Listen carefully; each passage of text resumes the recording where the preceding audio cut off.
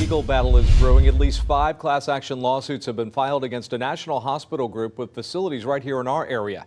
HCA Heathcare announced last week that it had been hacked and the sensitive details of as many as 11 million of its patients were for sale on the dark web. Liz? That's right, Jim. The CBS12 News I-Team has uncovered 2 similar breaches. The Broward Health Network was hit in 2021, then Tenet hospitals, including St. Mary's and Good Samaritan, in 2022, and now HCA. The cost of these hacks is enormous. Chief Investigator Mike Magnoli is here in the studio with the latest developments. Mike? Hey there, Jim and Liz. So far, I've found out that 2 Florida patients are suing over the HCA Healthcare data breach. Other Floridians are expected to join the suit. But what I want to talk about right now is the dilemma that hospitals face when a hacker says if the hospital pays a ransom, the problem goes away. Talk about being between a rock and a hard place.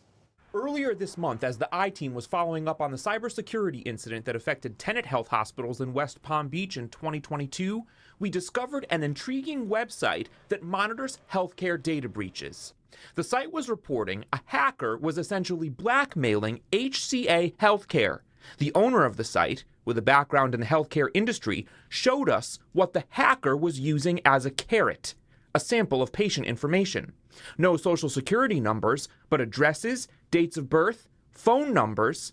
HCA was given until July 10th to pay a ransom, or that data would be sold to would-be identity thieves and other hackers on a kind of hacker's tag sale site. At first, a spokesman for HCA Healthcare avoided answering my questions, but told me through a statement the company was aware of the threat. Less than a week later, a second statement was released, this time admitting to the scope of the breach. An estimated 11 million patients could be impacted. In today's world, with the way data is kept and the amount of data that's out there, it's hard to anticipate every type of breach that's going to occur and where it's going to come from. Attorney John Pollenberg isn't involved with the HCA Healthcare cases, but he has served as a legal advisor on cybersecurity and data breach issues, and he's following the trends of hackers targeting the healthcare industry. What are the pitfalls of paying to make it go away? Well, number one, you don't know whether the threat actor is going to live up and unlock or give you back your data, right? So you pay, and then they keep the data, and then they sell it, so now they've double dipped, right? Obviously, these are criminals, and you're trying to take them at their word. Pollenberg says that's why companies and hospital owners are being urged not to pay. And in Florida, a law went into effect exactly a year ago. We're the second state in the country to do this. If a state or a county-controlled hospital is hacked and there's ransomware, it's illegal in Florida to pay the hacker. Belle Glade has such a hospital under the control of the healthcare district of Palm Beach County. This law does not apply to privately owned hospitals. Sure, but federal authorities and the American Hospital Association strongly advise hospitals and health systems not to pay in ransomware incidents. You can see our previous reporting on hacking hospitals on our website right now. We have it on the front page, CBS12.com, the whole series for you. Week long, many law enforcement officials in Florida and surrounding states are working to prevent traffic deaths and injuries caused by speeding and reckless driving behaviors, all part of a major operation now underway. It's all in hopes to avoid something like this. Someone's aggressive driving almost killed a local police officer nearly a year ago. Port St. Lucie body camera videos show the moments before and after Officer Richard Mazzio was hit by the car while directing traffic. New tonight, Officer Mazzio is back on patrol for the first time after a very long recovery.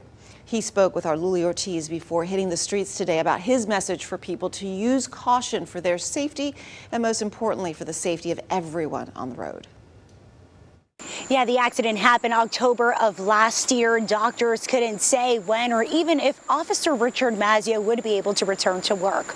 Well, 9 months of countless physical therapy sessions and mental toughness, he is back working his first 10-hour shift tonight after that fateful day.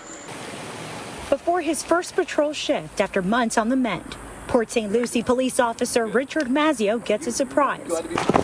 So glad you're back, man. A warm welcome back from the chief and his fellow officers. It's just like that kid on the first day of school. You know, you're ambitious to go in there and learn and educate yourself, but you're also nervous at the same time. But this is the moment Mazio has been thinking about for months, returning to his patrol car, driving on the same streets where he almost lost his life. Those are screams of pain. The body camera video captures every moment. You can hear the yells to call 911. Mazio in the vest was hit by a passing driver who would later say they didn't see him working the scene of a 3-car crash. I had a bone that was protruding through my shoulder. I've had nerve damage. I had 12 staples in my knee. After being released from the hospital, he spent months struggling to get around, using a cane to support his weight. He attended physical therapy 5 days a week and was pushed beyond his physical limitations. The word quit and give up is just not in our vocabulary. I'm so impressed with Richard Mazio for all of the effort that he's put into his recovery, the ability he's had to endure this hardship and come out stronger on the other end. What happened to Mazio is not a surprise. State police have seen a troubling trend. Aggressive or careless drivers in South Florida caused 14,000 crashes last year. Some of them were fatal. I ask that when people see police lights out there and they see officers on the scene, that they slow down. That should be a natural, instinctive response. Unfortunately, it's not all the time. As for Mazio, he knows firsthand what can happen when the wrong person gets behind the wheel. Their actions can often have lasting consequences. I just hope that other people learn from my video on properly what to do and how to drive. 4 out of every 1,000 children across the U.S. are born with hearing loss. And for families who can't afford expensive hearing aids, it can be very difficult. That's why a new statewide program is so needed. CBS 12's Katie Benty joining us live tonight with a Treasure Coast child who's among the first to benefit from that program. Katie? Jim, imagine growing up only hearing muffles of what people were saying to you, not even realizing it shouldn't sound like that. Well, that's how it was for Laura Pieta up until she was 6 years old and got her first set of hearing aids, which were donated to her. Now, fast forward 5 years later, she is finally able to get a new set of hearing aids thanks to this program. Thank you. For mom Flaviana Pereira, knowing that her 11-year-old daughter Laura can hear comfortably means everything. Thank you, thank you, thank you. I'm so grateful. Laura moved to the U.S. when she was 3 to be treated for autism, only to find out at age 6 that wasn't why she wasn't talking. He said, Flavia, your daughter doesn't have autism. She just don't hear good. That's when she got her first hearing aid, the same one she'd worn up until it broke a few weeks ago. But it seems that might have been a blessing in disguise. The Sir Thomas Speech and Hearing Foundation of Florida recently partnered up with the state to create the Children's Hearing Aid Program, dedicated to helping working-class families afford audiology services for their kids. Every child that needs us in the state of Florida. We're hoping to spend somewhere between $4.5 million and $5 million helping the children. The first child to receive that help being Laura. With state funds, she was able to get top-of-the-line hearing aids, something that would have cost the family upwards of $7,000. It's better than Bose amplifier, better than your Mac computer. For her sister Isadora, the gift is priceless. A better relationship because of it, and we can share interests too. I feel like I'm just happy for her that she can adapt more and live a better life because of it. Adapting hasn't been easy, but Dr. Hayo Arnold says it'll just take time. My hope is to self-correct because she's smart and she plays the musical instrument, which really helps with their listening ear. And also school may help with some speech therapy to correct those sounds. One day at a time, enjoying every minute of it. You know she can answer the phone and just the touch. I can't believe it. Let me call her.